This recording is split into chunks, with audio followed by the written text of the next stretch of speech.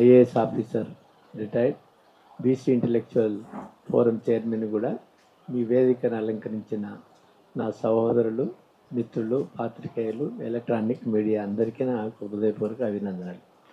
ఈరోజు ఒక ముఖ్య విషయంపై సోదరులు చిరంజీవులు గారు ఈ అర్జెంట్ సమావేశాన్ని మీకు ప్రెస్ కాన్ఫరెన్స్ జరిపించడం జరిగింది. మనం చూసుకున్నట్లయితే మీరు 42% ఇస్తామని కాంగ్రెస్ మేనిఫెస్టోలో పెట్టి అది ఎట్లా ఇవ్వాలో మీకు తెలియదు. చట్టపరమైన మరి ఏ రకమైన సంప్రదింపులు లేకుండా అవగాహన లేకుండా మీరు డిక్లేర్ చేసినారు.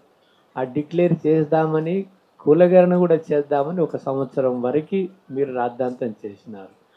కులగణన చేసి అది కూడా ఎన్నో కాలమ్స్ అయితే అన్ని పెట్టారు, కానీ ఏ ఇంటికి వచ్చి ఏ పర్టికులర్స్ అడిగిన పాపాన పోలేదు. ఇంటికి చిట్టీలు అతికించి మాత్రమే పోయినారు. పోనీ కులగణన సర్వే చేసినారు. ఆ సర్వేని ఇంతవరకు బయట పెట్టలేదు. అది ఇంతవరకు సర్వే పెట్టలేదు. బీహార్ రాష్ట్రంలో కూడా కులగణన చేసి సర్వే రిపోర్ట్ బయట పెట్టినారు అది. తర్వాత ఇప్పుడు మేము మీకు ఒక మార్గాన్ని చూపించినాము, ఒక సొల్యూషన్ చూపించినాము. మీ 42% ఇంప్లిమెంట్ చేసుకోవడానికి యాజ్ ఏ లీగల్ ఎక్స్పర్ట్గా, మామూలుగా ఇప్పుడు వీళ్ళందరూ మాట్లాడుతున్నారు, ఏదో నామకే వాస్తే లాయర్స్గా నమోదైనారు, కానీ వాళ్ళు ప్రాక్టీస్ చేసిన పోలేదు, లేకపోతే తీర్పులు చెప్పిన పాపాన పోలేదు. అది కనీసము ఒక న్యాయమూర్తిగా 14 సంవత్సరాలు న్యాయమూర్తిగా, 22 సంవత్సరాలు ఒక న్యాయవాదిగా, గవర్నమెంట్ లీడర్గా, నేషనల్ కమిషన్ చైర్మన్గా చేసిన ఒక వ్యక్తి సంపూర్ణమైన పరిజ్ఞానంతో మాట్లాడుతున్నంత ఇంగిత జ్ఞానం కూడా బీసీలకు లేకుండా, బీజేపీకి లేకుండా, కాంగ్రెస్కి లేకుండా, బీఆర్ఎస్ మరి ఆ కవిత అసంటి వ్యక్తులకు లేకుండా ఈ రకంగా మాట్లాడము, మొత్తం సమాజాన్ని తప్పుదోవ పట్టడం, వాటన్నిటికీ నేను ఆ సంశయాలందరికీ ఇప్పుడు ఈరోజు మీకు నివృత్తి చేయదలుచుకున్నాను. ఈ యొక్క చట్టాన్ని తమిళనాడులో 1992లో Indra Sawhney versus union of India 9 మంది జడ్జిమెంట్లు 50% దాటకూడదు అని ఇచ్చిన తర్వాత 94లో 2 సంవత్సరాల తర్వాతలో తమిళనాడు 4 సార్లు అఖిలపక్ష సమావేశం జరిపింది. 3 సార్లు తీర్మానం చేసినారు. అందరు కలిసి ఢిల్లీకి వెళ్ళి ప్రధానమంత్రి మీద మరి అప్పుడున్న కాంగ్రెస్ గవర్నమెంట్ మీద ఒత్తిడి తెచ్చి దాన్ని ఉభయ సభలలో ఏకగ్రీవంగా ఆమోదించి రాష్ట్రపతి ఎసెంట్కి పంపి, రాష్ట్రపతి ఎసెంట్ ఇచ్చిన తర్వాత నోటిఫికేషన్ అయ్యి 94కి వెళ్ళి ఇప్పుడు 49% తమిళనాడులో జరుగుతుంది. దానికి ఆ విషయాలన్నీ యాక్ట్ తెప్పించి దాన్ని మోడల్ యాక్ట్ రాసి గవర్నమెంట్కి ఇచ్చి, పత్రికలకి ఇచ్చి, అందరికీ ఇంత తేటతల్లంగా ఒక అరటిపండు ఒలిచి నోట్లు పెట్టినట్లు పెడితే కూడా దాన్ని ఇంప్లిమెంట్ చేసుకోవడానికి చిత్తశుద్ధి ఈ గవర్నమెంట్, ఈ అగ్రకుల గవర్నమెంట్కు లేదు అని చెప్పక తప్పదు. ఇంతకుముందు 10 సంవత్సరాలు చేసిన ఆ బీఆర్ఎస్ ఒక చిన్న 0.5% లేని జనాభా కలిగినటువంటి ఆ దొరలు, దాని తర్వాత 4% ఉన్న ఈ యొక్క రెడ్డి గవర్నమెంట్, ఇది వాళ్ళ గవర్నమెంటే, వాళ్ళ జాగిరే అనుకుంటున్నారు, కానీ బీసీలు భాగస్వాములు అని మాత్రం ఏ కోశాన అనుకోవట్లేదు. దానికి చిరంజీవులు చెప్పినట్లు 9th షెడ్యూల్లో కలపడానికి మీకు అఖిలపక్ష సమావేశం జరిపినారా, మీరు తీర్మానం చేసినారా? ఏదో అక్కడ మేము ఇచ్చింది ఒక విద్యా ఉద్యోగాలలో లోకల్ బాడీస్లో 2 చట్టాలు చేసి మీరు ఏకగ్రీవంగా బిల్లులు పాస్ చేసినారు. బిల్లులు పాస్ చేసినాక ఆ రోజు ప్రజల యొక్క వ్యతిరేకానికి వెళ్ళకుండా ఉండడానికి ఆ ఎండకు ఆ గొడుగు పట్టడానికి బీజేపీ సపోర్ట్ చేసింది, బీఆర్ఎస్ సపోర్ట్ చేసింది, అన్ని పార్టీలు కూడా సపోర్ట్ చేసినాయి. బిల్లులు పాస్ అయినాయి. బిల్లులు పాస్ అయిన తర్వాత ఇన్నిసార్లు నువ్వు ప్రధానమంత్రి కలిసినావు, కేంద్ర మంత్రులను కలుస్తున్నావు, ఎన్నో ప్రాజెక్టుల మీద చర్చిస్తున్నాము. ఏ ఒక్క రోజైనా కూడా ఈ 42% 9th షెడ్యూల్లో కలపడానికి కేంద్ర ప్రభుత్వం ఆమోదం వేయడానికి ఏ ఒక్క రోజన్నా ప్రయత్నం చేసినావా? బీసీ జనగణన బయట ఎందుకు పెట్టలేదు? మనకు మోడలు తమిళనాడులో ఉన్నాక ఆ రకంగా మీరు చేయట్లేదు. ఈ రకంగా విచిత్రమైన గిమ్మిక్స్ చేసుకుంటూ, మోసాలు చేసుకుంటూ, మరి ఒక ప్రధానమంత్రిని అపాయింట్మెంట్ తీసుకోక మొత్తం కేంద్ర ప్రభుత్వంలో ఉన్నటువంటి ఎంపీల యొక్క మద్దతు కోరకుండా జంతర్ మంతర్ను ఏదో రైలు బుక్ చేసి నీకు కావాల్సిన వాళ్ళని కొంతమందిని తీసుకొని పోయి వెళ్ళి ఆడ జంతర్ మంతర్లో ధర్నా చేసి వచ్చినావు. దాని తర్వాత ఏం చేసినావు? అది నువ్వు 42% 9th షెడ్యూల్లో పెడతామని 2 చట్టాలు చేసి ఆ ఒక్క చట్టాన్నే నువ్వు ఎందుకు కేంద్ర ప్రభుత్వానికి పంపించినావు? ఇంకో దానికి రెండింటిని పంపించినావు. 2 పంపించిన తర్వాత నీకు నమ్మకం లేదా? 9th షెడ్యూల్లో పాస్ చేసుకుంటుంటే నీకు దమ్ము ధైర్యం తెలివి లేదా?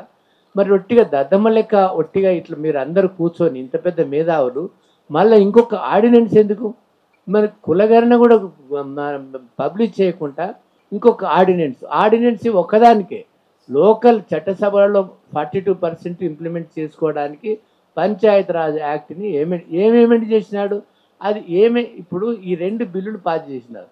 ఈ 2 బిల్లులు పాస్ చేసి మా బీసీ నాయకులు కొంతమంది నిట్ట నిలువుగా చీలిపోయి ఏంటో ఆ గొడుగు పడుతుంటూ అడుగులకు మడుకులు ఒత్తుకుంటూ ఒక ఆయననేమో బీజేపీలకు పోయి ఆయన ఎంపీ అయ్యి ఆయన బీజేపీ యొక్క కుట్ర కుతంత్రాల ద్వారా జనాన్ని తప్పుతో పట్టిస్తాడు.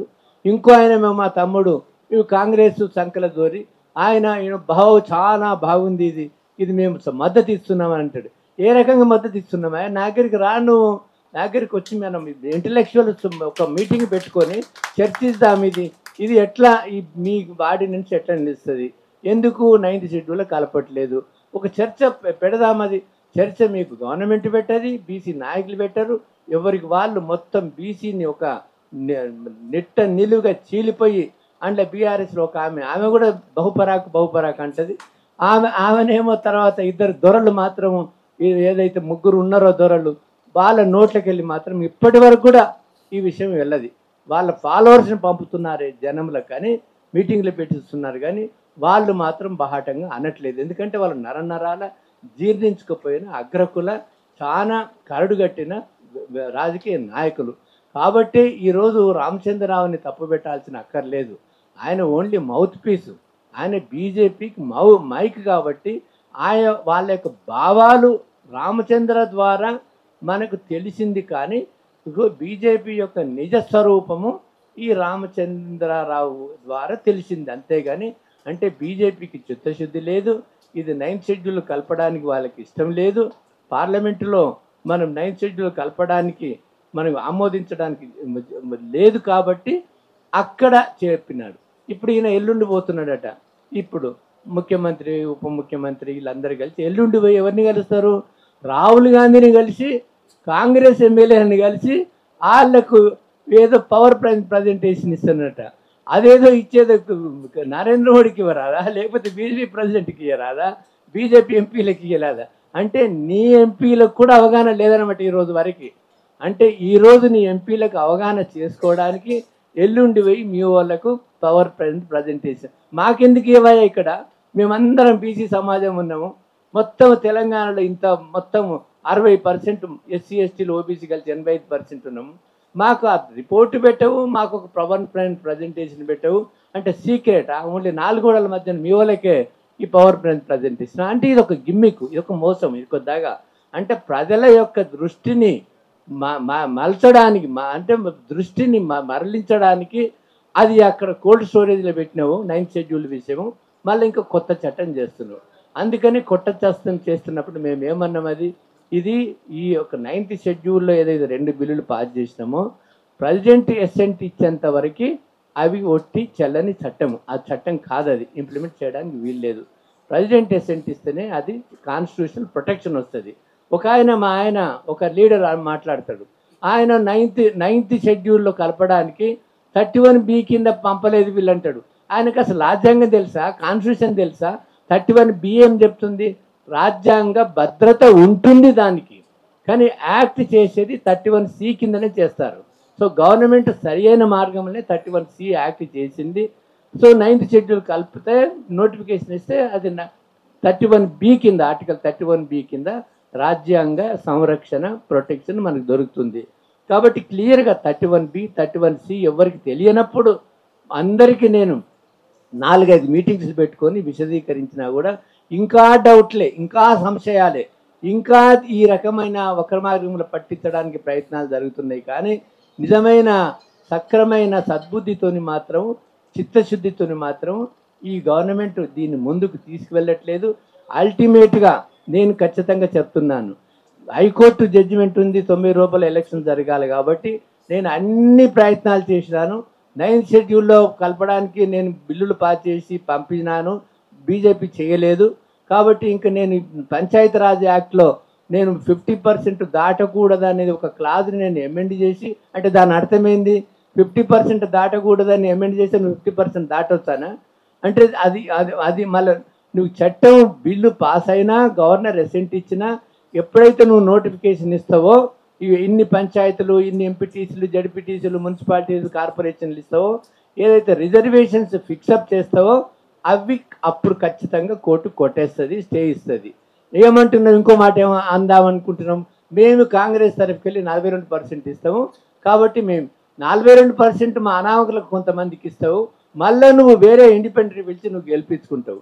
ఈ మోసం కూడా చేస్తావు నువ్వు. అది ఎందుకంటే మీకు బలం ఉంది, అన్నీ ఉన్నాయి కాబట్టి 42% ఇవ్వడం అనేది చిత్తశుద్ధి ఉండి గెలిపించుకుంటే 42% ఇచ్చుకుంటే, మరి మిగతా అన్ని పార్టీలు కూడా 42% ఇచ్చుకుంటే ఓపెన్ కేటగిరీలో కూడా మన వల్ల పోటీ చేసి గెలవచ్చు. కానీ అందులో కూడా ఎంత చిత్తశుద్ధి ఉందో మనకి ఇంకా నెల రోజుల లోపల ఆ విషయం తేటతెల్లం అవుతుంది. కాబట్టి ఇప్పుడు మనకు కాంగ్రెస్ మన పార్టీ కాదు, బీజేపీ మన పార్టీ కాదు, బీఆర్ఎస్ ముఖ్యమైన ఏదైతే పాత సీఎం ఉన్నాడో, మరి కేసీఆర్ ఉన్నాడో, మరి హరీష్ రావు ఉన్నాడో, వాళ్ళు ఇంతవరకు వాళ్ళ మనసులో మార్పు రాలేదు, మాటలో మార్పు రాలేదు, పాలసీలో మార్పు రాలేదు, బీసీల పాట పాడట్లేదు. కాబట్టి మరి మా పాపం చిరంజీవి ఎంత కష్టపడుతున్నాడంటే, నేను శ్రీకృష్ణుడు లెక్క పనిచేస్తా, నాకు అర్జునుడు కావాలని అన్నాడు. ఆ అర్జునుడు ఎవడో అని ఏదో అనుకుంటే వాడేమో పోయి వాళ్ళ సంఖ్యలు చేరిండు. ఇంకెవరు వస్తారో మాకు తెలియదు. అది ఒక్క అర్జునుడు కాదు, ఎంతోమంది అర్జునులు అవుతాయి, ఇది సక్సెస్ అవుతుంది నేను అనుకుంటా. కాబట్టి మీకేమన్నా ప్రశ్నలు ఉంటే, క్వశ్చన్స్ ఉంటే, కొన్ని అపోహలు ఉంటే నేను క్లారిఫై చేస్తాను. నమస్కారం.